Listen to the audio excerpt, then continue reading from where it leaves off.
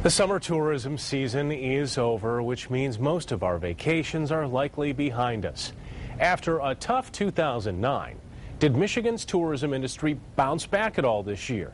24-Hour News 8's Danny Carlson has more on how the summer season will stack up against years past. Danny?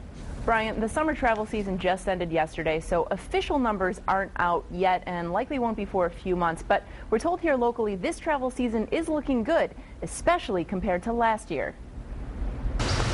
Tom Norman and his wife made the trek to Michigan from Texas. We heard about some attractions like Mackinac Island, and we just said we're going to go.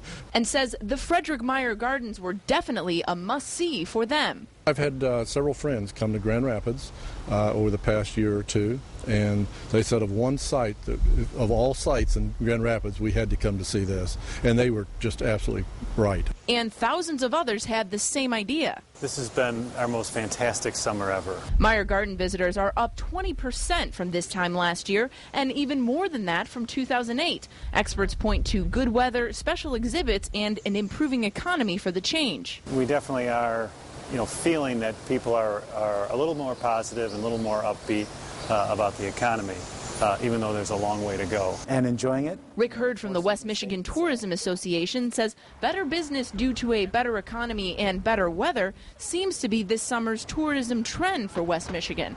He says not only were traditional tourist attractions like the gardens busier this year, so were places like hotels and restaurants. We're seeing some very positive signs. We're seeing some pin-up travel.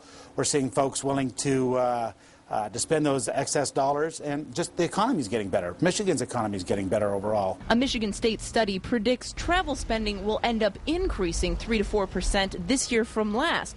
But that same travel spending did drop nearly 14% from 2008 to 2009. Experts acknowledge the state's second largest industry does have some ground to make up, but they're optimistic. We're on the road to recovery.